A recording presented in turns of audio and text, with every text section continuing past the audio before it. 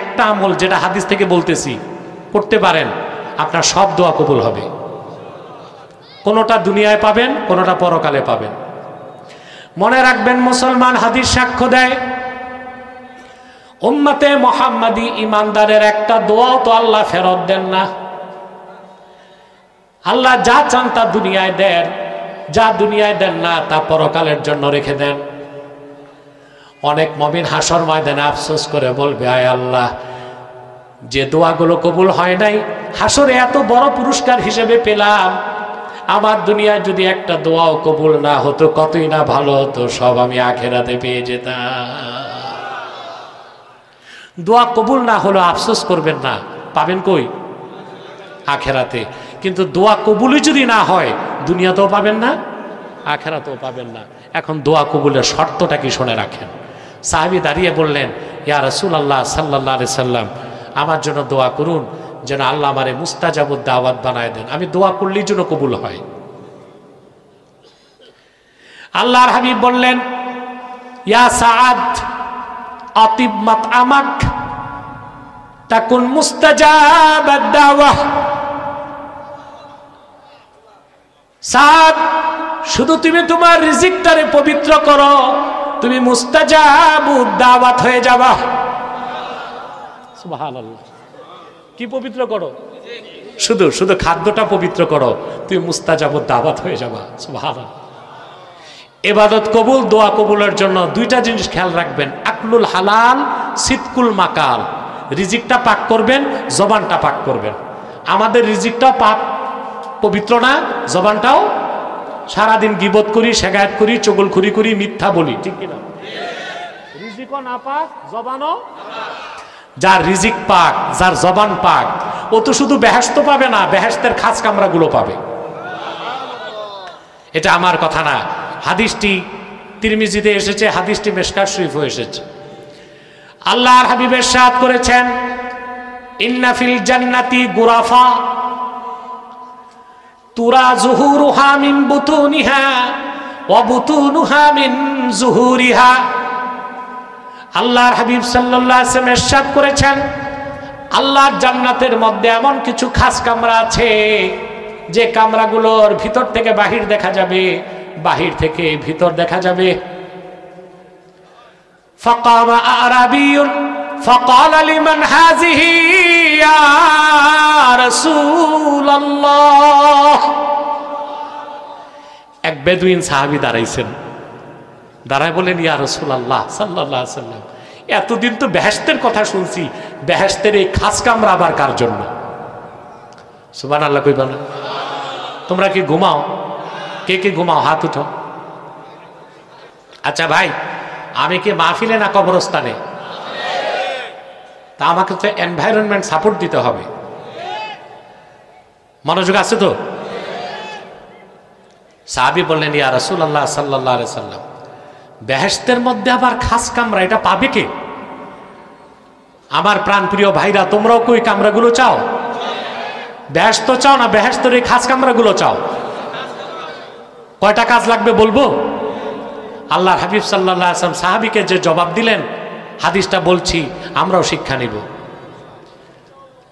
আল্লাহর হাবিব বললেন, লিমান আতাবাল কালাম ওয়া আত'আমাত তাআম ওয়া আদামাস সিয়াম ওয়া সাল্লা ফিল লাইলি ওয়ান নাসু নিয়াম। আমার যে ইমানদার উম্মত ফরজ ওয়াজিব সুন্নতের পর মাত্র 4টা কাজ করবে। লিমান আতাবাল কালাম, যে তার কথাকে পবিত্র করবে। কথা কি করবে?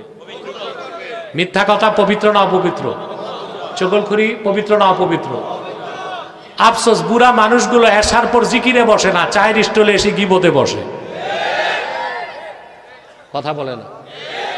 অথচ বয়স 60 পার হয়ে যাবার পর উচিত কি? ঘুমায় যাওয়া, শেষ রাতে উঠে তাহাজ্জুদ পড়া। ওনারা এসে 1 ঘন্টা টিভি দেখবে, চা খাবে, গিবত করবে। উত্তর পাড়ার কথা দক্ষিণ পাড়ায়, দক্ষিণ পাড়ারটা এই বিনা পয়সায় এক চাকরি আমাদের দেশের অধিকাংশ বুড়া মানুষ নিচ্ছে। আজকের থেকে ছাড়তে হবে। আমার মুরব্বী বাবারা ছাড়বেন তো ইনশাল্লাহ? বলল না তারা, কারণ এই কাজে যে মজা সহজে ছাড়া যায় না। ছাড়বেন এইটা?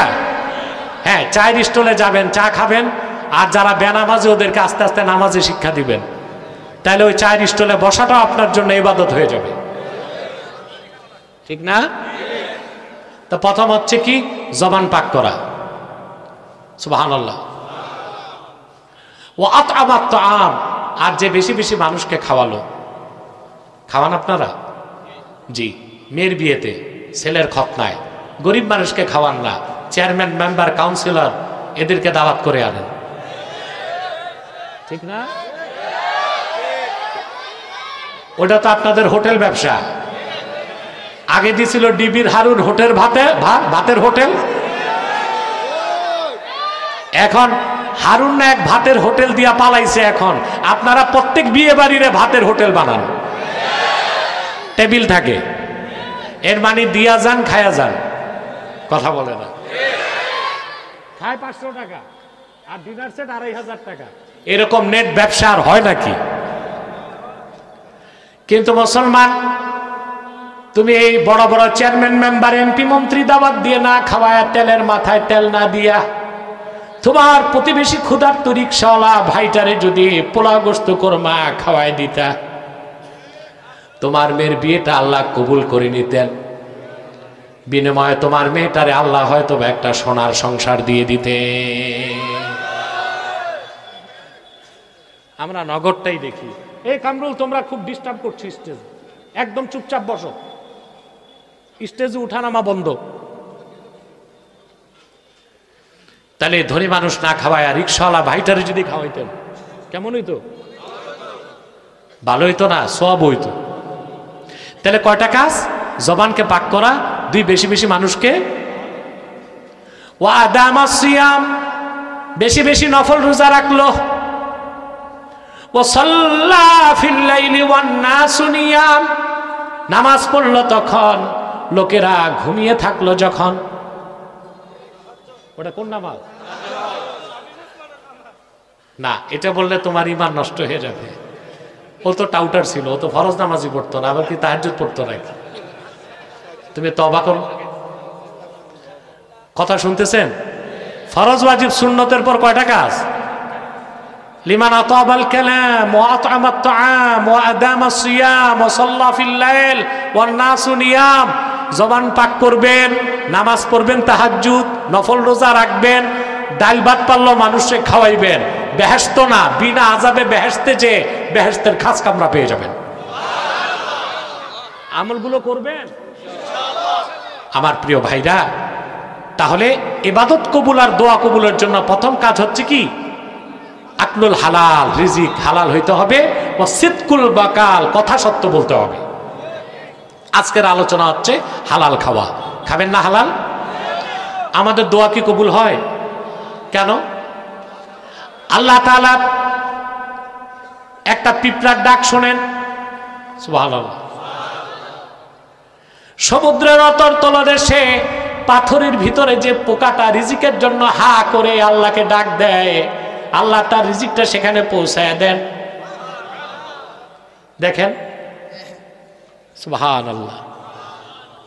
কাক, কাকের বাসা দেখছেন? কাক যখন ডিম পাড়ে, বুঝলেন? কাক যখন ডিম থেকে যখন বাচ্চা হয়, তখন কাকের বাচ্চা তো চোখে কিছু দেখে না, দেখে? কাক তো চতুর্দিক চলে যায় রিজিকের তালাশে, বুঝতেছেন? এখন এই বাচ্চাটা খাবে কি? প্রশ্ন আসে না? খেয়াল করে না, কাকের বাচ্চা যে ডিম থেকে ফুটলো, ছোট বাচ্চা না, উঠতে পারে? চোখে দেখে? মা তো রিজিক আনতে দূরে চলে গেছে, ততক্ষণে তো না খেয়ে মরবে। আল্লাহ তাআলা কি ব্যবস্থা করে দিয়েছেন, কাকের বাচ্চার শরীর থেকে একটা আঠালো রস বের হয়, তখন যে মাছিগুলো যে বসে ওগুলো আটকা পড়ে মরে যায়, তখন কাকের বাচ্চা টুকুর টুকুর খায়।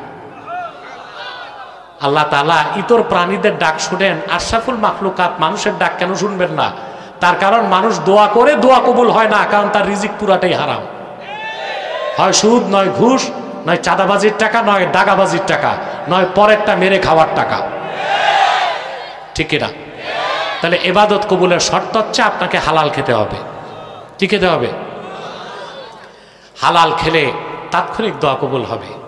আরে ভাই, আপনি তো চিন্তা করেন নাই আপনার মর্যাদা কতটুক। আপনি আল্লাহর আখিরি নবী মুহাম্মদ সাল্লাল্লাহু আলাইহি ওয়াসাল্লামের পেয়ারা উম্মত।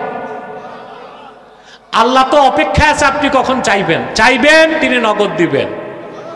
কিন্তু আপনার দোয়া আপনি কবুল করার ক্ষেত্রে প্রতিবন্ধকতা সৃষ্টি করে রেখেছেন, আপনি হারাম খাচ্ছেন। এর জন্য আপনার ইবাদতও কবুল হয় না, দোয়া কবুল। রাসূল করিম সাল্লাল্লাহু আলাইহি ওয়াসাল্লামের সাহাবীগণ আল্লাহর কাছে চাইতেন, নগদ পাইতেন। সুবহানাল্লাহ বলবেন। আমি আপনাদেরকে বুখারী শরীফ থেকে একটি হাদিস শোনাচ্ছি। সহিহ আল বুখারীতে এসেছে, আল্লাহর হাবিব সাল্লাল্লাহু আলাইহি ওয়াসাল্লামের আপন চাচাতো ভাই আব্দুল্লাহ ইবনে আব্বাস রাদিয়াল্লাহু তাআলা আনহুমা, ওনাকে একদিন আল্লাহ রাসূল সাল্লাল্লাহু আলাইহি ওয়াসাল্লাম উপদেশ দিলেন। শুনতেছেন? আল্লাহর হাবিব বললেন, আব্দুল্লাহ বিন আব্বাস, ইহফাজিল্লাহ ইয়াহফাজকা তাজিদহু তুজাহাক। আল্লাহু আকবার। ইহফাজিল্লাহ ইয়াহফাজকা। আব্দুল্লাহ বিন আব্বাস, তুমি আল্লাহর হেফাজত করো, আল্লাহ তোমার হেফাজত করবে। তুমি আল্লাহর হেফাজত করো, আল্লাহ তোমার হেফাজত করবেন। আল্লাহর হেফাজতের অর্থ হচ্ছে আল্লাহ যে হুকুম করছেন, আল্লাহ যে হুকুমগুলো দিয়েছেন, এই হুকুমগুলো মানতে হবে। তখন আল্লাহ আমার হেফাজত করবেন, মানে আমি আল্লাহর কাছে চাইবো, তিনি আমাকে নিরাপত্তা দিবেন। রিজিক চাইবো, রিজিক দিবেন। জান্নাত চাইবো, জান্নাত দিবেন। ক্ষমতা চাইবো, ক্ষমতা দিবেন। শান্তি চাইবো, শান্তি দিবেন। সুবহানাল্লাহ। রাসূলুল্লাহ বলেছেন, তাজিদহু তুজাহাক। তুমি আল্লাহর হুকুমগুলো মানো, আল্লাহ তোমার হেফাজত করবেন। আল্লাহকে ডাকলেই তুমি সামনে পাবা। এটা বুখারী শরীফের মতন। আর তিরমিজি শরীফে এসেছে, তাজিদহু আমামাক। তুমি আল্লাহকে তোমার সামনে পাবা, বলেন সুবহানাল্লাহ। আল্লাহর হাবিবের জলিলুল কদর সাহাবী সাদ ইবনু আবি ওয়াক্কাস রাদিয়াল্লাহু তাআলা আনহু, তিনি দাঁড়ায় গেছেন। মনোযোগ আছে ভাই? রাসূলুল্লাহর সাহাবী দাঁড়ায় গেছে। দাঁড়ায় আল্লাহ রাসূলের কাছে বললেন, ইয়া রাসূলুল্লাহ সাল্লাল্লাহু আলাইহি ওয়াসাল্লাম, উদুল্লাহ আন ইয়াজআলানি মুস্তাজাবাদ দাওয়াহ। আয় আল্লাহর রাসূল, আমার জন্য আল্লাহর কাছে দোয়া করে দেন, আল্লাহ যেন আমারে মুস্তাজাবুদ দাওয়াত বানায় দেন। তার মানে আমি দোয়া করলেই যেন আল্লাহ রাব্বুল আলামিন আমার দোয়া কবুল করে নেন। আপনারাও চান দোয়া কবুল হোক আপনাদের? হাদিস থেকে আমলটা বলছি, হৃদয়ে লালন করবেন। কথা বলে না? শিক্ষাটা নিয়ে বাড়ি যাবেন যদি ইমান ঠিক থাকে। আর রাসূল করিম সাল্লাল্লাহু আলাইহি ওয়াসাল্লামের একজন জলিলুল কদর সাহাবী ছিলেন হযরত যায়েদ ইবনুল হারেসা রাদিয়াল্লাহু তাআলা আনহু। নাম শুনছেন না? যায়েদ ইবনুল হারেসা। আপনাদেরকে একটা আশ্চর্য তথ্য দিচ্ছি, সাহাবায়ে কেরামের মধ্যে সর্বশ্রেষ্ঠ কি ছিলেন? মিয়া, এই ওয়াজ শুনতে শুনতে বুড়া হয়ে গেছেন এটা জানলেন না? সিদ্দিকে আকবর, আবু বকর সিদ্দিক। কিন্তু কোরআন শরীফের কোথাও সরাসরি আবু বকর সিদ্দিকের নাম নাই, যায়েদের নাম আসছে। সুবহানাল্লাহ। হযরত যায়েদ একদিন মক্কা মুকাররমা থেকে তায়েফ যাচ্ছেন। ওনার সঙ্গে ছিল সঙ্গী এক মুনাফিক। কি ছিল? মুনাফিক বুঝেন? এই দিকে আমার দিকে তাকান, আগে মুনাফিকটা বুঝেন। আমাদের দেশে এখন বাংলাদেশের প্রিন্সিপাল ক্রাইসিস অফ বাংলাদেশ মুনাফিক। বাংলাদেশে এখন সবচেয়ে বড় সমস্যা হচ্ছে মুনাফিক সমস্যা, ঠিক না? মুনাফিক দুই প্রকার। কয় প্রকার?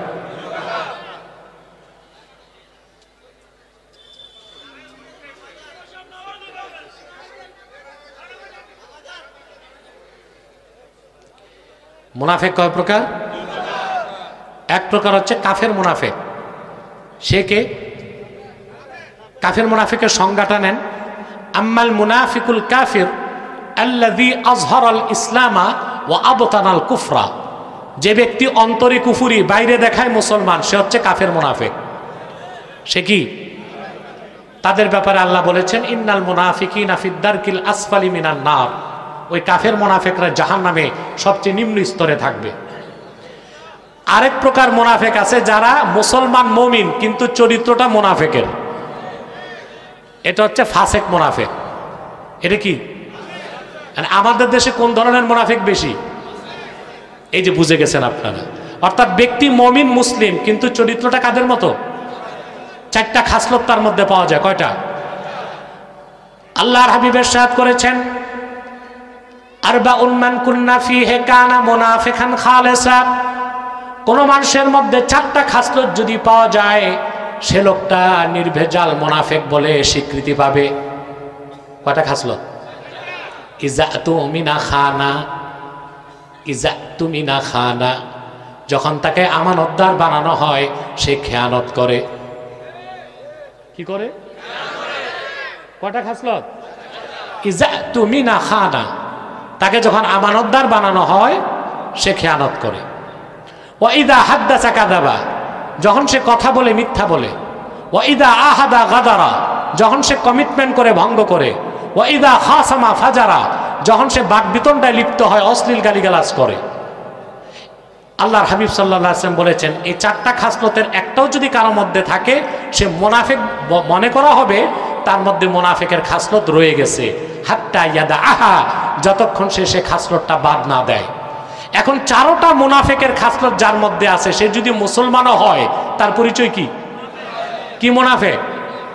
ফাসেক মুনাফিক, কাফের মুনাফিক না। আমাদের দেশে চারোটা খাসলত পূর্ণ মাত্রায় আছে। এই মুনাফিক যদি খুঁজে পান, এটা রাজনীতিবিদদের মধ্যে পাওয়া যায়। সব রাজনীতিবিদ না, ইল্লা মাশাআল্লাহ, আল্লাহ যাদের বাঁচাইছেন তারা ছাড়া অধিকাংশ রাজনীতিবিদ এই জাতির সাথে যুগে যুগে মুনাফিকি করে আসছে।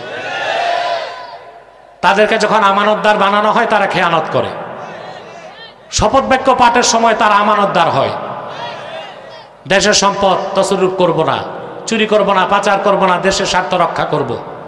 ক্ষমতায় গেলে দেখা যায় আমার দেশের মানুষের রক্তপানি করা ঘামের পয়সা বেগম পাড়ায় পাচার করে। যে যেখানে পারে লুটপাট করে পাচার করে। এরা কি আমানতদার না খেয়ানতকারী? ওয়া ইদা হাদ্দাসা কাযাবা, যখন কথা বলে মিথ্যা বলে। ওই যে আমাদের নারায়ণগঞ্জে ছিল কুলাঙ্গারটা, বলতো 72 রাকাত নামাজ পড়তো। আরে মানুষ রাজনীতি নিয়েও মিথ্যা বলে, কিন্তু সে তার আমল নিয়ে মিথ্যা বলতো। অথচ আমার কাছে যখন এসেছে, আমি আসর নামাজ পড়তেছিলাম জামাতে, আসছে দরবার শরীফের বাইরে দাঁড়ায় সিগারেট টানতেছিল, যে ফরজ নামাজ পড়ে না সে নাকি 72 রাকাত নামাজ পড়তো। এই নেতাগুলো স্টেজে উঠলে দেখবেন বলবে, ভাই সব বাল বাচ্চা স্ত্রী পরিজন সব বাদ দিয়ে আপনাদের জনসেবায় আছি। জনসেবা করে না পেট সেবা করে। কথা বলে মিথ্যা বলে, কথা বলে। ওয়া ইদা আহাদা গাদার, যখন ওয়াদা করে জনগণের সাথে, পাশ করার পর ভঙ্গ করে। নির্বাচনের আগে আপনাদেরকে রং বেরঙ্গের কথা শোনাবে, ভাই সব আমাকে নির্বাচিত করুন, আপনাদের পুকুরগুলো মাছে ভরে দিব, গোলাগুলো ধানে, 3 বেলা আপনাদেরকে সোনার চামচে রূপার বাটিতে দুধ ভাত খাওয়াবো। নির্বাচনের পরে দেখা যায় ছাই ভাতও নাই, ওয়াদা খেলাফ করে। 4 নাম্বার, ওয়া ইদা খাসামা ফাজার, যখন তারা বিতর্কে লিপ্ত হয়, অশ্লীল গালিগালাজ করে। এমপিরা যে কিরকম গালি জানে, সংসদ অধিবেশনে আমরা দেখতে পাই। এক দলের এমপি আরেক দলের এমপির 14 গোষ্ঠী উদ্ধার করে। তাহলে শুনতে কষ্ট লাগলেও এটাই তো সত্য, অধিক সংখ্যক রাজনীতিবিদ মুনাফিক কিনা? এরা হচ্ছে ফাসেক মুনাফিক। আর যার ভিতরে ইসলাম নাই, বাইরে ইসলাম দেখায়, ওটা হচ্ছে নিকৃষ্ট কাফের মুনাফিক। যায়েদ রাদিয়াল্লাহু তাআলা আনহুর সঙ্গী ছিল কি? মুনাফিক। কোন প্রকার মুনাফিক? কাফের মুনাফিক। বুঝাইতে পারলাম? ওনারা সফর করে তাইফ চলে গেছেন। তাইফ যে হযরত যায়েদ রাদিয়াল্লাহু তাআলা আনহু ক্লান্ত দেহ নিয়ে ঘুমিয়ে পড়েছেন। মুনাফিকটা এই সুযোগ ওনার হাত পাও বেঁধে তরবারি খুলে ফেলছে। চক্ষু মেলে যায়েদ দেখেন তার সঙ্গী যে এতক্ষণ সফরে ছিল সাথে, এই লোকটা তাকে হত্যা করতে উদ্যত হয়ে আছে। যায়েদ বললেন, ভাই তুমি না আমার সফর সঙ্গী, আমাকে মারবা কেন? বললো, আসলে তোমরা যে মুনাফিক বলো না, আমি ওই মুনাফিক। তুমি মুসলমান মনে করতে, আসলে আমি কখনোই মুসলমান হই নাই। বলে, ঠিক আছে ভাই, তা আমারে মারবা কেন? আমার সাথে তো তোমার দুশ্মনী নেই। মুনাফিকটা কি জবাব দিছে শোনেন। মুনাফিকটা বলল, লি আন্নী আ'লামু আন্না মুহাম্মাদান সাল্লাল্লাহু আলাইহি ওয়াসাল্লাম ইউহিব্বুকা ওয়া আনা উবগিদুহু কারণ আমি জানি আল্লাহর হাবিব তোমাকে স্নেহ করেন, আর আমি আল্লাহর হাবিবের সাথে দুশ্মনী রাখি। তোমারে যদি হত্যা করি আল্লাহর হাবিব কষ্ট পাবেন, এটাই আমার স্বার্থ, আর কোনো স্বার্থ নাই। ইমামে রাজি তাফসীর কবিরে লেখেন, হযরত যায়েদ দেখলেন মৃত্যু তার পাশে, সাহায্য করার কেউ নাই আশেপাশে। পাহাড়ের ভিতর থেকে গুহার মুখের বাইরে দৃষ্টি ফেলে খোলা আকাশের দিকে তাকায়া হযরত যায়েদ আমার আল্লাহকে একবার ডাক দিয়ে বললেন, আগিসনি ইয়া রাহমান। আমলটা মনে থাকবে? বিপদে বললে আল্লাহরে ডাকবেন, কি বলে? মুখস্থ করেন, আগিসনি ইয়া রহমান। বলেন, আগিসনি ইয়া রহমান, আগিসনি ইয়া রহমান, অর্থাৎ হে রহমান তুমি সাহায্য করো। সুবহান। হালাল যদি খাইতে পারেন সাহায্য পাবেন। সুবহান। যায়েদ আল্লাহকে কয়বার ডাক দিয়েছেন? বিকট শব্দ ধমকের আওয়াজ আসলো মুনাফিককে লক্ষ্য করে, ইয়া ফুলান লা তাকতুলহু, সাবধান যায়েদকে হত্যা করো না। হত্যাকারী মুনাফিক থমকে গেল। এই ধমক দিল কে? আবার সে উদ্যত হলো, দ্বিতীয় ধমক, তাকে হত্যা করো না। আবার সে উদ্যত হলো, তৃতীয় ধমক, তাকে হত্যা করো না। তৃতীয়বার বিচলিত হয়ে মুনাফিক তরবারি নিয়ে গুহার বাইরে যেয়ে দেখে এক সুদর্শন ঘোড়ার উপর এক সুদর্শন যুবক বসে আছে। মাথায় সবুজ পাগড়ি, শরীরে সবুজ জুব্বা, হাতে ধারালো তরবারি। ঘোড়া থেকে নেমে এই যুবকটি মুনাফিকের এক হাতে বাম স্কন্ধ ধরল, আর এক হাতে তার গর্দানটা ছিন্ন করে দিল। ভিতরে ঢুকে হযরত যায়েদের হাত পায়ের বাঁধন খুলে দিল। উচ্ছ্বসিত হয়ে হযরত যায়েদ দাঁড়িয়ে গেলেন। যুবকটি তাকে আলিঙ্গন করে কপালে চুমা দিল। হযরত যায়েদ বললেন, ভাই তোমার পরিচয় কি? সুদর্শন যুবকটি বলল, যায়েদ আমি আল্লাহ ফেরেশতা জিবরিল আমিন। বিপদের চরম মুহূর্তে মৃত্যু থেকে বাঁচার জন্য তুমি যখন আল্লাহকে ডাক দিয়েছ, আগিসনি ইয়া রহমান, হে রহমান আমারে সাহায্য করো, আমি ছিলাম সিদরাতুল মুনতাহায়। আল্লাহ আমাকে ডাক দিয়ে বললেন, আদরিক আব্দি ইয়া জিবরিল, ও জিবরিল আর দেরি করো না, আবার হাবিবের স্নেহের সাহাবী যায়েদের সাহায্যে চলে যাও। জিবরিল বলেন, আমি সিদরাতুল মুনতাহা থেকে আসতে আসতে আপনি নিহত হয়ে যাবেন, সেই জন্য প্রথম ধমক দিছি তখন যখন আমি সিদরাতুল মুনতাহায়, দ্বিতীয় ধমক দিছি তখন যখন আমি প্রথম আকাশে, তৃতীয় ধমক যখন দিলাম তখন আমি তায়েফের মাটিতে। রাসূল করিম সাল্লাল্লাহু আলাইহি সাল্লামের সুমহান সাহাবীগণ আল্লাহকে ডাকলেই আল্লাহর সাহায্য পাইতেন। আল্লাহর হাবিব আমার নূর নবীজি মুহাম্মদ সাল্লাল্লাহু আলাইহি সাল্লামের সাহাবীদের দোয়া আল্লাহ যেমন কবুল করতেন, কিয়ামত পর্যন্ত ওনার উম্মতের ইমানদারদের দোয়াও কবুল করবেন। আল্লাহ ওয়াদা করেছেন ইবাদত কবুল করবেন। কবুলের শর্ত হলো কুলু মিম্মা ফিল আরদে হালালান তাইয়্যিবা, হালাল খেতে হবে। বলেন সুবহানাল্লাহ। খাবেন হালাল? এখন আসেন, বসছি প্রায় 45 মিনিট চলে গেছে, আর 15 মিনিট কষ্ট দিব। কষ্ট করবেন? আর তো পারবো না, আজকে খুবই শারীরিকভাবে অসুস্থ। আমি একটা পর্যায়ে যে আপনাদের ছেড়ে দিচ্ছি, নামাজ পড়ে আবার বসে যাবেন, ধারাবাহিক মাহফিল চলবে ইনশাআল্লাহ। কথা শুনতেছেন তো? এবার চলে যাচ্ছি দ্বিতীয় পর্বে। হালাল যদি খেতে চান, হালাল কামাই করতে হবে। কথা বলেন। কামাই করবেন সুদ আর ঘুষ, খাইতে চাইবেন হালাল, এটা অরণ্যের রোদন না? কথা বলেন। অরণ্যে এটার কোনো লাভ আছে? শরীয়তের একটা নিয়ম আছে, হালাল খাওয়া তো ফরজ। হালাল খাওয়া কি বলেন তো? নামাজের পর সবচেয়ে বড় ফরজ কি? আল্লাহর হাবিব ইরশাদ করেছেন, আকলুল হালালে ফরিদাতুন বাদাল ফরিদাহ। নামাজ ফরজের পর সবচেয়ে বড় ফরজ হচ্ছে হালাল খাওয়া। সুবহানাল্লাহ। আপনি নামাজ পড়লেন আর রাতে তাহাজ্জুদ পড়লেন, মাঝখানে হারাম খাইলেন, লাভ হইল কি? আপনার নামাজের পর সবচেয়ে বড় ফরজ কাজ কি? হালাল খাওয়া, ঠিক না? প্রিয় ভাইরা, শরীয়তের নিয়ম হচ্ছে মা ইউবজি ইলাল ফারজে ফাহুয়া ফারজুন। ফরজের জন্য যেটা দরকার ওইটা ফরজ। নামাজ পড়া কি?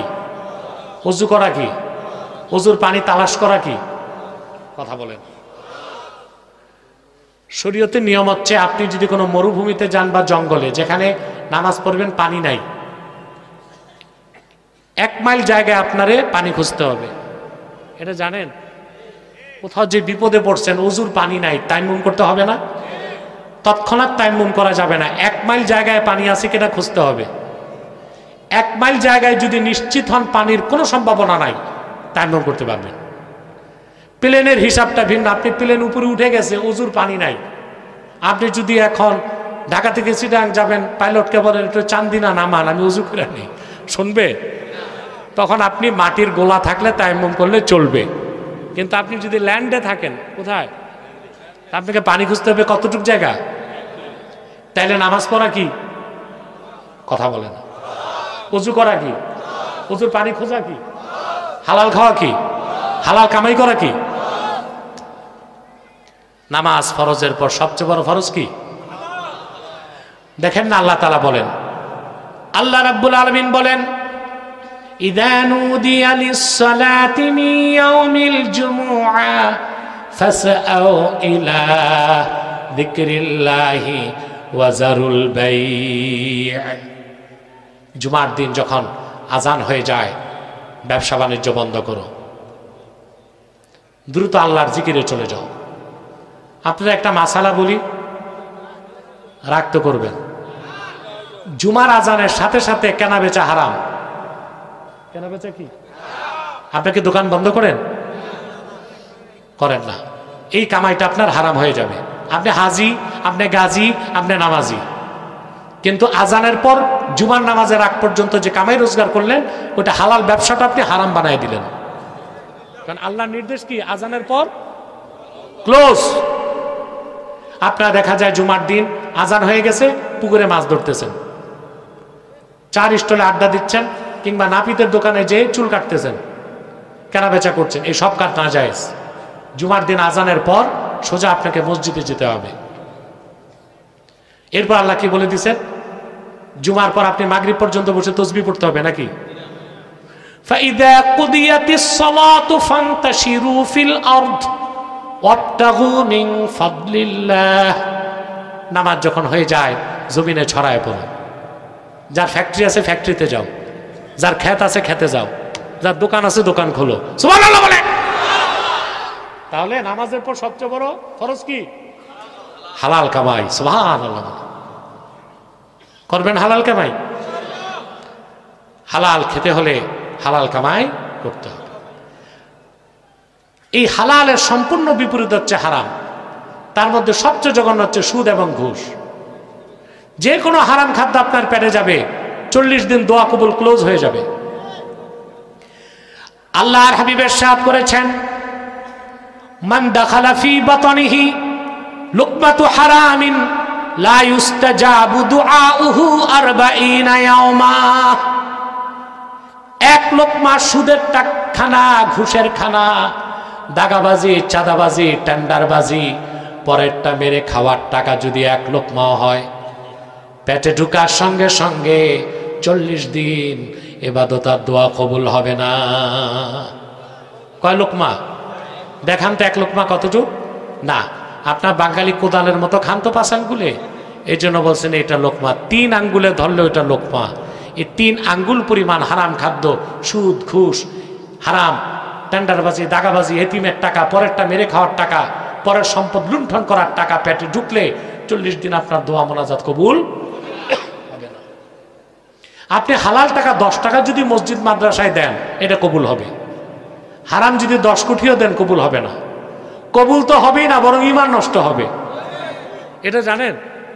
হারাম টাকা দিনের পথে খরচ করে সওয়াবের আশা করার সাথে সাথে ঈমান নষ্ট হয়ে যায়।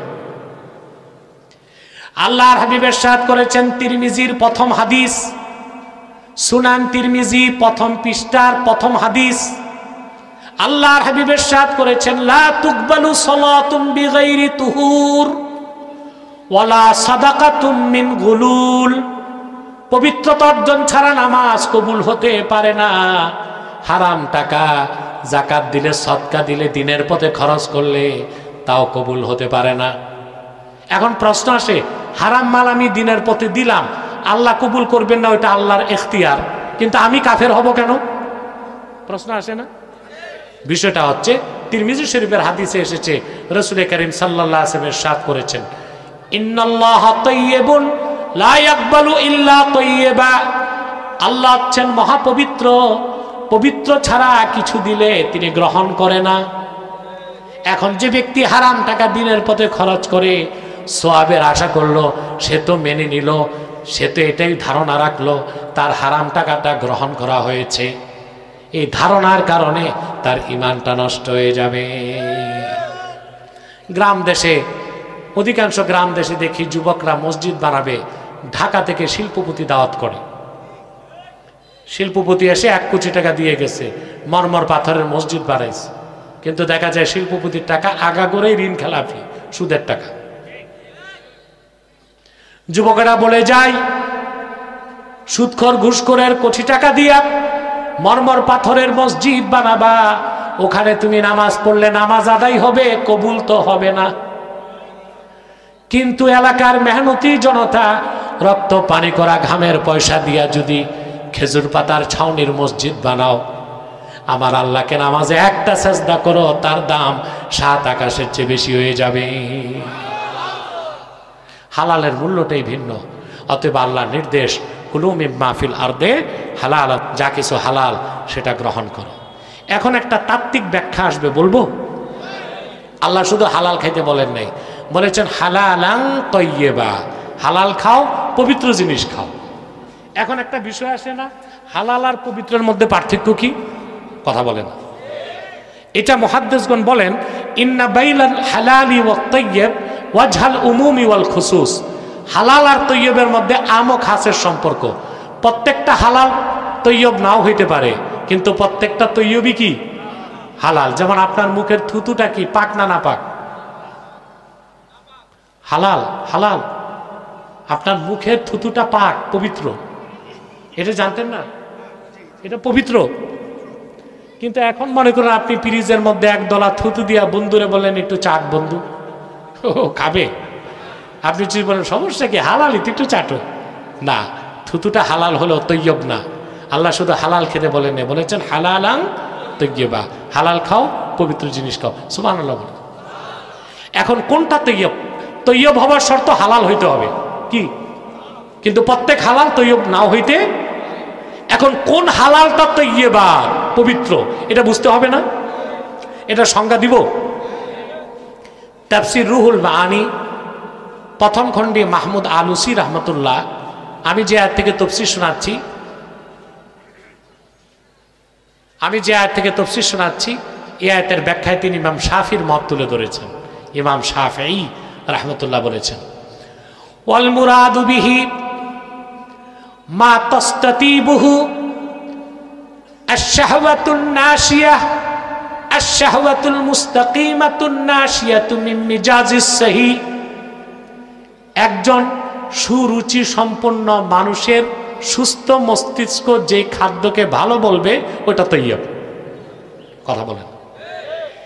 এখন সুরুচিকার যে ইমানদার, তার রুচি পবিত্র, যে ইমানদার তার মাথাও সুস্থ।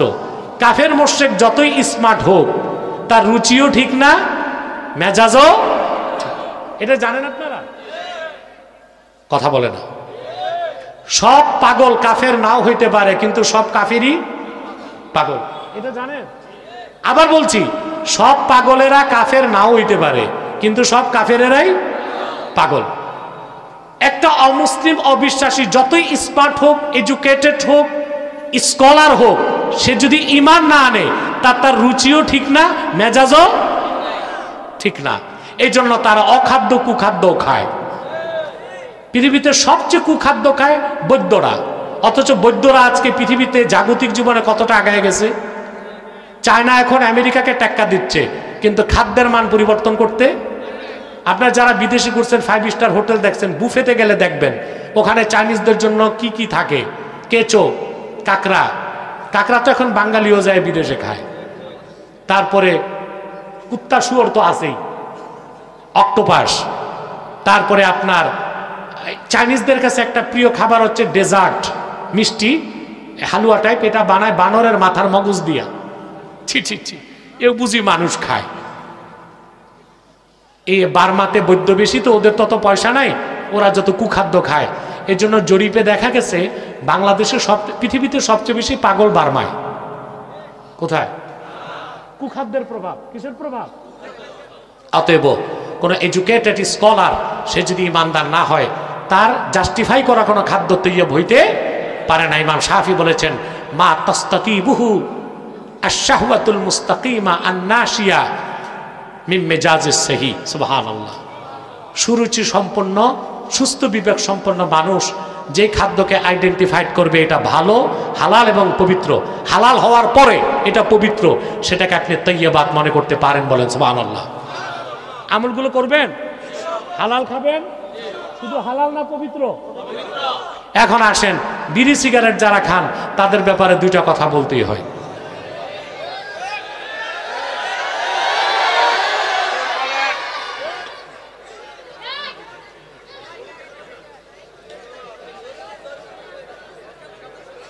আমাদের মধ্যে অনেকেই বিড়ি সিগারেট খায়, শুধু জনগণ খায় না। চিটাগাং আর সিলেটে বড় বড় মৌলবীরাও খায়। সারা দুনিয়ার আলেমদের ফতুয়া বিড়ি সিগারেট হারাম, মাকরু। কেউ বলে হারাম, কেউ বলে মাকরু। মাকরু মানে ছোট মাকরু না, মাকরু তাহরিমা, কারিবুল হারাম, ঠিক না? কিন্তু সিলেটে এবং চট্টগ্রামে কিছু আলেম আছে যারা বিড়ি সিগারেট নিজেরাও খায়, মেহমান গেলে পিরিজে আপ্যায়ন করে, একটু টানেন। ওনারা এটারে মুবাহ মনে করে। কি মনে করে? আচ্ছা ভাই, বিড়ি সিগারেট হালাল কি হারাম পরে? আল্লাহ কি শুধু হালাল খেতে বলছেন না তৈয়বা? তৈয়বা মানে হালাল এবং সুখাদ্য, শক্তিবর্ধক, স্বাস্থ্যের জন্য উপকারী। এখন হালাল হারাম পরে বিড়ি সিগারেট কুখাদ্য কিনা, স্বাস্থ্যের জন্য ক্ষতিকারক কিনা, শক্তিবর্ধক না নষ্টকারী? এমনিতে তো বোঝা যাচ্ছে এটা হালাল কি হারাম পরের কথা, খাদ্যটা সুখাদ্য না কুখাদ্য। আল্লাহর নির্দেশ কি শুধু হালাল খাওয়া না সুখাদ্য খাওয়া? আপনি জানেন বিজ্ঞান কি বলে? 4টি সিগারেটে যেই পরিমাণ নিকোটিন থাকে, তা যদি আপনি গ্লাসে ভিজায় খান, সাথে সাথে আপনার মৃত্যু হবে। বিড়ি সিগারেট শুধু কুখাদ্য না, এটা হারাম অনেকগুলো কারণে। প্রথম কারণ আল্লাহ তাআলার নির্দেশ হচ্ছে মানুষ নিজে তার কোনো ক্ষতি করতে পারবে না। আত্মহত্যা করা কি? এখন যারা চেইন স্মোকার, নিয়মিত সিগারেট খায়, ওরা ধীরে ধীরে নিজেকে হত্যা করতেছে না? কথা বলে না। এই যে ইচ্ছায় নিজের ক্ষতি নিজে করা, এটা কি? জোরে বলো। দুই নাম্বার, ইন্নাল মালাইকাতা তাতাআযী মিম্মা ইয়াতাআযী মিনহু ইবনু আদম। মানুষ যেই কারণে কষ্ট পায়, মুসলমান ওই কারণে ফেরেশতাও কষ্ট পায়। এই জন্য পেঁয়াজ আর রসুন খেয়ে মসজিদে যাওয়া মাকরু। মুমিনদেরও কষ্ট, ফেরেশতাদেরও। আপনারা বলেন, বিড়ি সিগারেট খেলে শুধু মানুষই কষ্ট পায় না ফেরেশতা কষ্ট পায়? ফেরেশতাকে কষ্ট দেওয়া কি হারাম, মানুষকে কষ্ট দেওয়া কি হারাম? আরে ভাই, রসুন আর পেঁয়াজের গন্ধ তো সহ্য করা যায়, সিগারেটটা সহ্য করা যায়? যারা চেইন স্মোকার, নিয়মিত সিগারেট খায়, ওদের মুখ থেকে ছোট বাচ্চাদের পেশাবের গন্ধ আসে। আলেম ওলামা দেখলে চকলেট একটা মুখে দিয়া ঢুকে, তখন সিগারেটের নিকোটিনের গন্ধ আর চকলেটের গন্ধ আর উৎকট গন্ধ বের হয়। 3 নাম্বার কারণ, আবু দাউদ শরীফের হাদিস, যারা জাহান্নামে যাবে তাদের মুখে আগুন জ্বলবে, যারা সিগারেট খায় তাদের মুখে কি জ্বলে? তাশাব্বুহ বি আহলি জাহান্নাম, জাহান্নামীদের সাদৃশ্য পাওয়া যাওয়ার কারণে এটা হারাম হওয়ার একটা কারণ। এজন্য ওলামায়ে আরব সবাই একমত, ইন্না শুরবাত তাদখিন শুরবাত দুখান, বিড়ি সিগারেট পান করা উলামায়ে আরবের মতে হারাম। আর ওলামায়ে হিন্দ, জনপুর, ফুরফুরা, দেওবান, তাদের মতে বিড়ি সিগারেট পান করা মাকরুহ তাহরিমা, সর্বাবস্থা এটা পরিত্যক্ত। অতএব ভাইরা, হালাল খাবেন, পবিত্র জিনিস খাবেন। পারবেন তো ইনশাল্লাহ? মনে থাকবে? নামাজও কবুল হবে, রোজাও কবুল হবে, দোয়াও কবুল হবে। আল্লাহ তাআলা আমাদেরকে যেন কবুল ও মঞ্জুর করেন। মেরা দিল তড়প রহা হ্যায়, মেরা জল রহা है सीना, ये दवा वही मिलेगी, मुझे ले चलो मदीना। अल्लाहुम्मा माइक ठीक।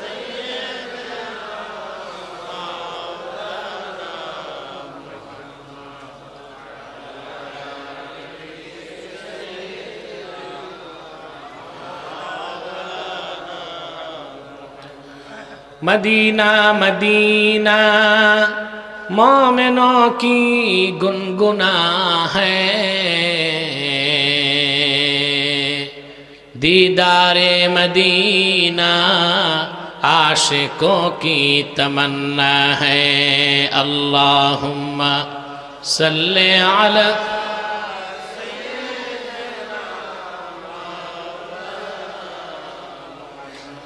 वअला आलि सय्यिदिना मौलाना मुहम्मद। मदीने की हवा से जन्नती बू आती है, खाके पाके मदीना में नूरे जन्नत चमकती है। अल्लाहुम्मा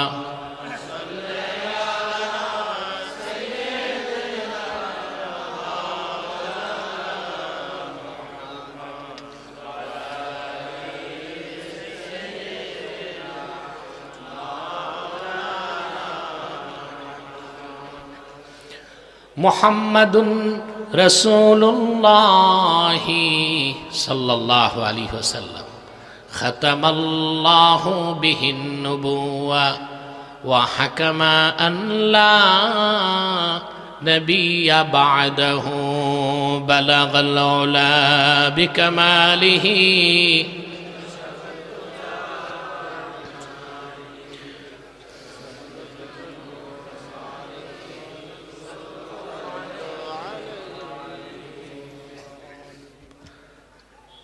আঠাশতম 3 দিন ব্যাপী তাফসীরুল কোরআন মাহফিল সুন্দরম উচ্চ বিদ্যালয় ময়দানে আয়োজিত আজকের সমাপনী দিবসের দিবাগত রাতের সম্মানিত সভাপতি হাজারাত উলামায়ে কেরাম, তুলাবায়ে এজাম, প্রচণ্ড শীতকে উপেক্ষা করে যারা আজকের মহতি মাহফিলে উপস্থিত হয়েছেন, স্বেচ্ছায় সানন্দে স্বতঃস্ফূর্তভাবে মনের আনন্দে, শুধুমাত্র আল্লাহর কোরআনের দুর্বার টানে, প্রবল আকর্ষণে তাদের সকলকে অন্তরের অন্তঃস্থল থেকে জ্ঞাপন করছি মুবারক। সবটুকুন শুকরিয়া আল্লাহ সুবহানাহু ওয়া তাআলার জন্যে, যিনি আজকের বরকতপূর্ণ মাহফিলে আমাদেরকে আসার ও বসার তৌফিক মেহেরবানি করে ভিক্ষা দান করেছেন। সেজন্য আসুন আমরা সকলে একবার অবনত চিত্তে হৃদয়ের আবেগ অনুভূতি উজাড় করে সমবেত কণ্ঠে বলি আলহামদুলিল্লাহ।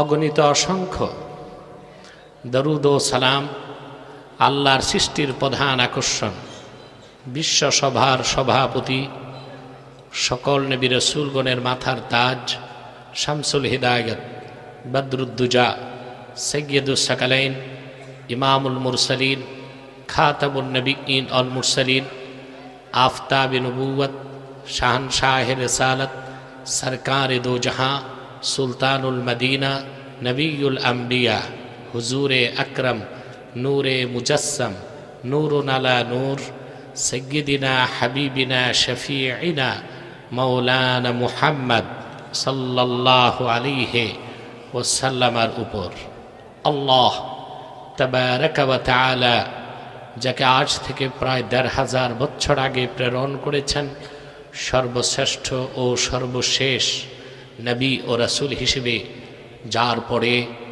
আজ পর্যন্ত পৃথিবীতে অবশ্যই কোনো প্রকার নবী কিংবা রাসূল অবশ্যই আসে নাই, অবশ্যই এখনো নাই, অবশ্যই কিয়ামত পর্যন্ত আসবে না। সম্মানিত সুধী, আমার আশাটা আজকে অনিশ্চিত ছিল। আমি প্রায় ১ সপ্তাহ রাতে কোনো প্রোগ্রামে যেতে পারছি না অসুস্থতার কারণে। আর অসুস্থতা হচ্ছে ঠান্ডা জনিত, যে কারণে রাতে না যে দিনের প্রোগ্রামগুলো করতেছি। দিনেও যাওয়া যাচ্ছে না কুয়াশার কারণে, এটা একটা সমস্যা হয়ে গেছে। ১ সপ্তাহ পর রাতের প্রোগ্রামে আসলাম এখানে, অথচ আপনারা জানেন গত কয়েকদিন আগে হায়দরগঞ্জ মাহফিল ছিল, সেখানে ৬-৭ লক্ষ লোকের সমাবেশ ঘটে। আন্দরকিল্লার খতিব সাহেব যে মাহফিলটা করায়, যেতে পারিনি। রাতের কোনো প্রোগ্রামে যাওয়া সম্ভব হয়নি। আমি চেয়েছিলাম এখানে দিনে আসব জুমার পরে, সেটাও তো সম্ভব হলো না।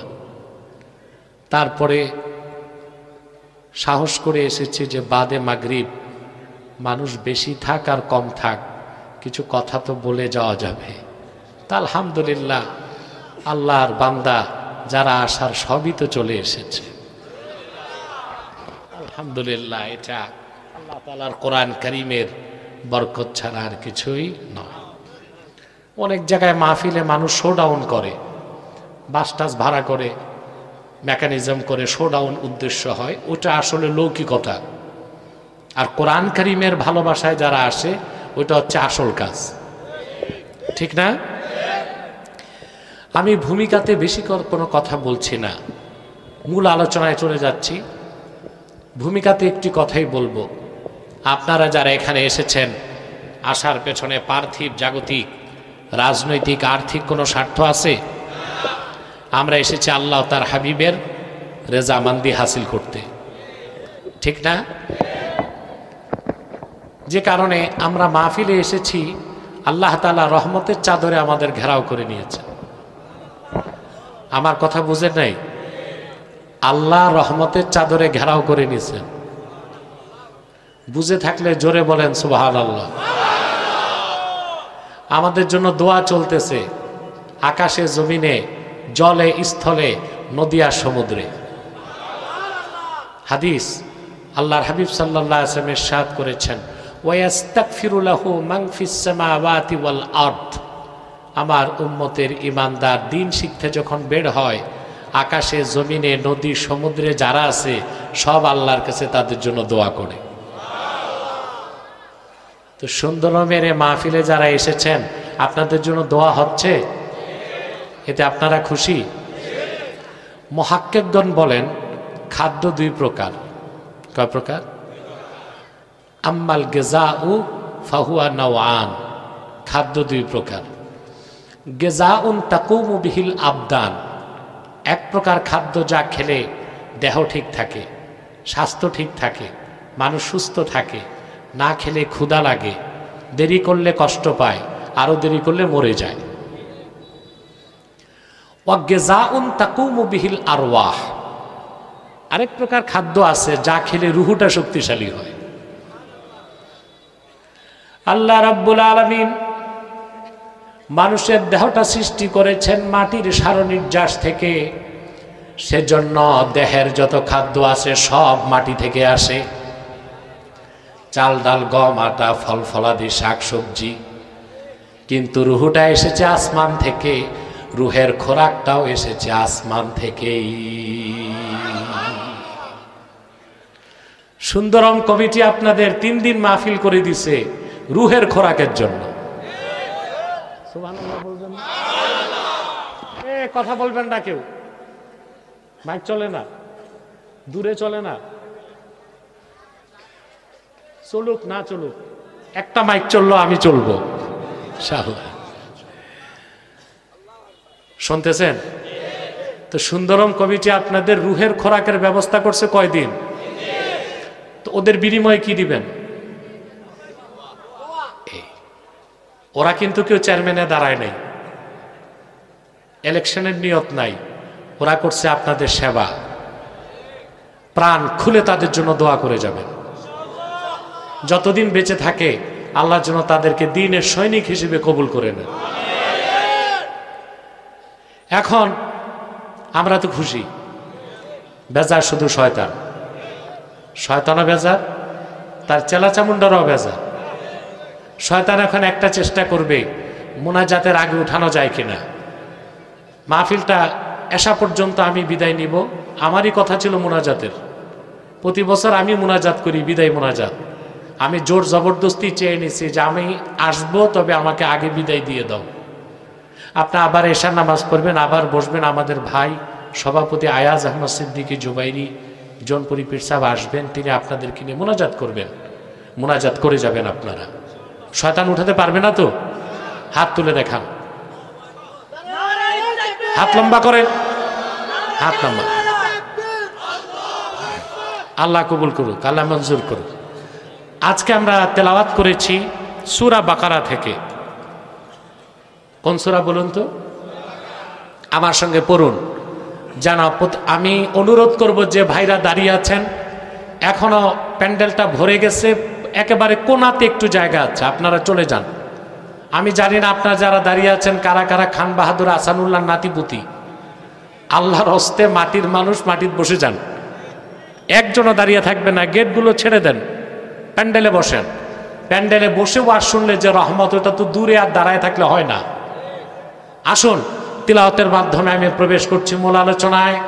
আমার সঙ্গে আপনারাও তিলাওয়াত করবেন, যেন প্রতিটি শব্দের প্রতিটি অক্ষরে নূর আল্লাহ তাআলা আমাদের সিনায় বিকশিত করেন। পড়ুন। আউযু বিল্লাহি মিনাশ শাইতানির রাজীম। বিসমিল্লাহির রাহমানির রাহিম।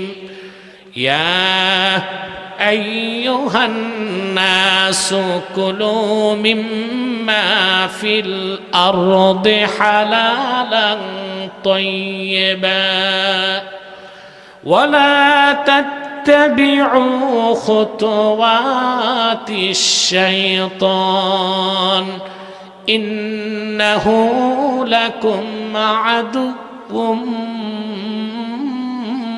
মুবিন। আল্লাহ তাআলা তার আখিরি নবী মুহাম্মদ সাল্লাল্লাহু আলাইহি সাল্লামের উপর অবতীর্ণ কোরআন সূরা বাকারায় শুধু মুমিন মুসলিমদেরকে নয়, গোটা মানব জাতিকে লক্ষ্য করে বলেন, ইয়া আইয়ুহান নাস, হে মানব জাতি, কুলু মিম্মা ফিল আরদি হালালান তাইয়্যিবা, এই জমিনে যা কিছু হালাল এবং পবিত্র সেটাই তোমরা খাদ্য হিসেবে গ্রহণ করো। ওয়ালা তাত্তাবিউ খুতুওয়াতিশ শাইতান, শয়তানের পদাঙ্ক সমূহ অনুসরণ করো না। ইন্নাহু লাকুম আদুউম মুবিন, নিশ্চয়ই শয়তান তোমাদের প্রকাশ্য শত্রু। লক্ষণীয় বিষয়, কোরআন শরীফে আল্লাহ যত ইবাদত দিয়েছেন মুমিন মুসলমানকে, হালাল খাওয়া ইবাদত না? যেটা ভাই ঠিক মতো কন। কিন্তু এখানে আল্লাহ মুমিন মুসলিমদেরকে শুধু বলেন নাই, বলেছেন হে মানব জাতি, অর্থাৎ কাফের মুশরিক বেঈমান অবিশ্বাসীদেরকে আল্লাহ বলেছেন হালাল খাও। এটা একটা লক্ষণীয় বিষয় কিনা? কারণ যতক্ষণ বান্দা ঈমান না আনবে তার কোনো আমল কবুল। তো অমুসলিমরা যদি ঈমান না এনে হালাল খায় তাদের লাভ কি? প্রশ্ন আসে তো। তার ঈমান ছাড়া কোনো আমল কবুল হবে? আল্লাহ রাব্বুল আলামিন বলেন, وَمَن يَبْتَغِي غَيْرَ الْإِسْلَامِ دِينًا فَلَن يُقْبَلَ مِنْهُ وهو في الآخرة من الخاسرين। আর যে ব্যক্তি মুহাম্মদ সাল্লাল্লাহু আলাইহি সাল্লামের আনিত দ্বীনকে গ্রহণ করবে না, তার নামাজ, তার রোজা, তার হজ, তার যাকাত, তার কোনো আমল আল্লাহর কাছে গৃহীত হবে না, বরং কাল কিয়ামতের দিন সে ক্ষতিগ্রস্তদের কাতারে শামিল হয়ে যাবে। তো যারা কাফের মুশরিক তাদের হালাল খেয়ে লাভ কি?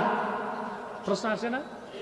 ঈমান তো নাই, আর যার ঈমান নাই তাদের তো নেক আমল করে কোনো লাভ নাই। প্রশ্নটা জটিল কি না? দেখুন, কাফের মুশরিকরা হালাল খাওয়ার কারণে পরকালে কোনো লাভ পাবে না, তবে দুনিয়াতে তারা সুস্থ থাকবে, ভালো থাকবে। সুবহানাল্লাহ বল। প্রত্যেকটা হারাম খাদ্যের একটা কুপ্রভাব আছে। বিজ্ঞানীগণ দেখেছেন, প্রতিটা প্রাণী আপনারা যে খান, এটার একটা প্রভাব আপনাদের খাসলতে প্রভাবিত করে। বুঝেন নাই? মনস্তাত্ত্বিক পরিবর্তন আনে। কিসের পরিবর্তন? যেমন ইতর প্রাণীর মধ্যে সবচেয়ে নির্লজ্জ হচ্ছে শূকর। তো শূকরের গোশত যারা খায় ওই মানুষগুলো নির্লজ্জ হয়, বেহায়া হয়। কি হয়? মানুষ ছাড়াও, মানুষ তো আশরাফুল মাখলুকাত, অন্য প্রাণী যেগুলো আছে, হাতি, ঘোড়া, বাঘ, এগুলোর মধ্যে একটা পারিবারিক বন্ধন আছে। একটা বাঘ একটা বাঘিনীর কাছে যায়, কিন্তু শুয়োরের কোনো ফ্যামিলি স্ট্রাকচার নাই, যার তার কাছেই যায়। এটা নির্লজ্জ প্রাণী। এই জন্য যেই অঞ্চলের মানুষগুলো শূকরের গোশত বেশি খায়, ওরা চারিত্রিক দিক দিয়ে নির্লজ্জ হয়। ইউরোপ আমেরিকায় দেখেন, বাবার সামনে মেয়ে ল্যাংটা হয়। কথা বলেন। বোনের সামনে ভাই ল্যাংটা হয়। ওখানে কোনো বিবাহ বন্ধন নাই, যার ফ্রি মিক্সিং, লিভ টুগেদার। ওখানে ছেলে মেয়ে, ভাই বোন, পিতা মেয়ের মধ্যেও ফিজিক্যাল রিলেশন হয়। এই অতিরিক্ত শূকরের গোশত খাবার কারণে এই নির্লজ্জতা তাদের চরিত্রের মধ্যে প্রভাব বিস্তার করছে। সাপ, সাপের চরিত্র হচ্ছে খুব দ্রুত সে অ্যাক্টিভিটিস, মাথা নাড়তে পারে। এই জন্য যারা ইউরোপ আমেরিকাতে ড্যান্সার, নাচে, ওরা প্রচুর সাপের গোশত খায়, যেন খুব দ্রুত সময়ে তারা তাদের দেহের অঙ্গভঙ্গিকে পরিবর্তন করতে পারে। এইভাবে প্রতিটা হারাম পশুর বদখাসলত মানুষের চরিত্রে, মেজাজে, মনে প্রভাব বিস্তার করে। এই জন্য আল্লাহ তাআলা শুধু মুসলমান না, কাফেরদেরকেও বলেছেন হালাল খাও, পবিত্র জিনিস খাও। পরকালে কিছু না পাইলেও দুনিয়াতে চরিত্রটা ঠিক করতে পারবা, স্বাস্থ্য ঠিক থাকবে, মানসিকতা ঠিক থাকবে। বলে সুবহানাল্লাহ। আমার ভাইয়েরা, কাফের মুশরিক বেঈমান যারা, তাদেরকেও যদি আল্লাহ তাআলা হালাল খাওয়ার কথা বলে, তাহলে মুমিন মুসলিম হিসেবে হালাল খাওয়ার দরকার আমাদের জন্য কত বেশি দরকার। সুবহানাল্লাহ। বর্তমান জমানায়, ফিতনার যুগে, ঈমান ঠিক করার পর, নামাজ পড়ার পর হালাল খাওয়ার চেয়ে বড় কোনো বুজুর্গি নাই। আবার বলি কথাটা, বর্তমান ফিতনার জমানায় ঈমান ঠিক রাখার পর, নামাজ পড়ার পর হালাল খাওয়ার চেয়ে কোনো বুজুর্গি, যে দেখবেন ঈমান ঠিক, নামাজ ঠিক, হালাল খায়, ও সবচেয়ে বড় বুজুর্গ। অপরদিকে আমরা অসংখ্য মানুষ দেখি 40 বছর যাবত নামাজ পড়তেছে, সুদও খায়, ঘুষও খায়, বিচার আচারে গেলে দুই দিক থেকে বাইপাস করে, নামাজও ঠিক, তাহাজ্জুদও ঠিক, দেখা যায় হাজিও আছে, হজও করছে, হাজি নামও আছে, খায় কি না? আমার ভাইরা মনে রেখো, আল্লাহ রাব্বুল আলামিন কোরআন কারীমে ইরশাদ করেছেন, উতলু মা উহিয়া ইলাইকা মিনাল কিতাবি ওয়া আকিমিস সালাহ ইন্নাস সালাতা তানহা আনিল ফাহশাই ওয়াল মুনকার। আল্লাহ বলেছেন, প্রিয় হাবিব মুহাম্মদ সাল্লাল্লাহু আলাইহি ওয়াসাল্লাম, আপনার উপর অবতীর্ণ কোরআন আপনি তিলাওয়াত করে শোনান, নামাজ কায়েম করুন। আপনার উম্মতকে বলে দেন, ইমানদারের সঠিক নামাজ তাদেরকে অবশ্যই হারাম কাজ, গুনার কাজ থেকে রক্ষা করে। কিন্তু আপনি নামাজও পড়তেছেন, সুদ খাচ্ছেন, নামাজ পড়তেছেন, ঘুষ খাচ্ছেন, তাহলে বোঝা যায় আল্লাহর কথা তো চিরসত্য, আপনার নামাজটা হচ্ছে না। নামাজ আদায় হচ্ছে, কপাল ঘষতেছেন ঠিক, কিন্তু নামাজ কবুল। নামাজ আদায় হওয়া এক জিনিস, মুসল্লি কোনোদিন চিন্তা করতে পারবে না আমার নামাজ হবে কি হবে না, তাকে নামাজ পড়তেই হবে। নামাজ কবুল না হলেও নামাজের জন্য তারই আর পরকালে শাস্তি পেতে হবে না। কিন্তু যদি নামাজ কবুল হয়ে যায় ওই মুমিন বান্দা বিনা আযাবে বেহেশতে যাবে। কথা বুঝেন নাই? যার ঈমান আছে নামাজ নাই ও কিন্তু শাস্তির পর বেহেশতে যাবে, আর যার ঈমান আছে নামাজ আছে ও শাস্তি ছাড়া। আপনার কি শাস্তি ছাড়া বেহেশত চান না শাস্তির পরে? কেন? আপনাদের মধ্যে যদি ভ্রমণ বিলাসী থাকে, কেউ ট্রানজিট করে যেতে চান বেহেশতে, অর্থাৎ একটু জাহান্নামটা ঘুরে ফিরে দেখে নিলাম কি কি আছে, আবু জেহেল কই, আবু লাহাব কই, চিন্তা আছে নাকি? এটা আমরা এক সেকেন্ডের জন্য জাহান্নাম চাই না। ফার্স্ট চান্সে কম হিসাবে বিনা আযাবে বেহেশত চাই। সেজন্য নামাজ পড়তে হবে, নামাজ কবুলও। আমাদের নামাজ কবুল হয় না। রাতের বেলা আমরা চোখের পানিতে দাড়ি ভিজায় ফেলি, দোয়াও তো কবুল হয় না। কারণ হচ্ছে সমস্ত ইবাদত বন্দেগী আর দোয়া কবুলের পূর্ব শর্ত হচ্ছে হালাল রিজিক খেতে হবে। শর্ত কি? ইবাদত কবুলের শর্ত কি? দোয়া কবুলের শর্ত কি? শুধু হারাম খাবারের কারণে, হারাম রিজিকের কারণে আমাদের ইবাদতগুলো কবুল হচ্ছে না, আমাদের দোয়াগুলো কবুল হচ্ছে না। আমি আপনাদেরকে যে আয়াত থেকে তাফসীর শোনাচ্ছি, এই আয়াতের ব্যাখ্যা ইবনে কাসির তার ইবনে কাসিরে, ইমাম কুরতুবী তার তাফসীর কুরতুবীতে, অসংখ্য হাদিসের কিতাবে হাদিসটি এসেছে, তাফসীরের কিতাবে এসেছে। এই আয়াত নাজিলের পরে, বুঝতেছেন, ইয়া আইয়ুহান নাসু কুলু মিম্মা ফিল আরদি হালালান তাইয়্যিবা। ونشهد أن سيدنا وحبيبنا ومولانا محمدا عبد الله ورسوله صلى الله عليه وعلى آله وصحبه وسلم، الذي أكمل الله به قصر النبوة، أي ختم الله به النبوة وحكم أن لا نبي بعده، وأعلن في القرآن بالبرهان أن محمدا صلى الله عليه وسلم خاتم النبيين والمرسلين، الذي أرسله بالحق بشيرا ونذيرا وداعيا إلى الله بإذنه وسراجا منيرا. فقد قال الله تعالى في كلامه المجيد والفرقان الحميد: أعوذ بالله من الشيطان الرجيم، بسم الله الرحمن الرحيم. يا أيها الناس كلوا مما في الأرض حلالا طيبا ولا تتبعوا خطوات الشيطان إنه لكم عدو مبين. صدق الله العظيم وصدق رسوله النبي الكريم، ونحن على ذلك من الشاهدين والشاكرين، والحمد لله رب العالمين. إن الله وملائكته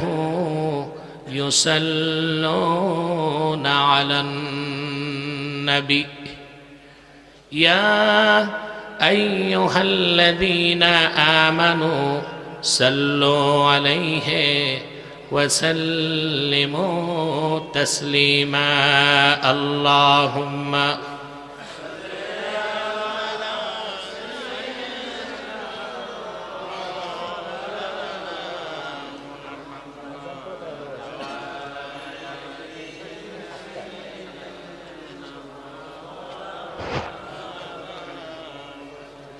আপনারা এতগুলো মানুষ দরুদ সালামের আওয়াজ নাই কেন? সমস্যা কি অসুস্থতা না কৃপণতা? একটা তো আছে, জবান খুলে পড়ুন আল্লাহুম্মা।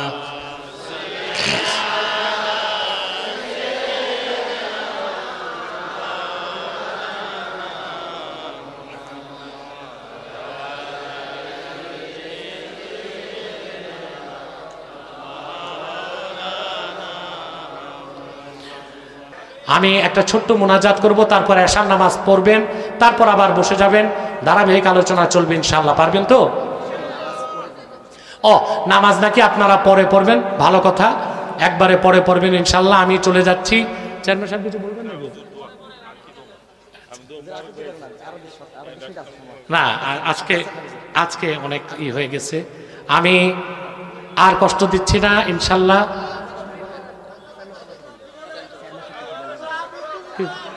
বলবে তো দাও, মাইক দাও, মাইকটা দাও, চেয়ারম্যান সাহেবকে মাইকটা দাও।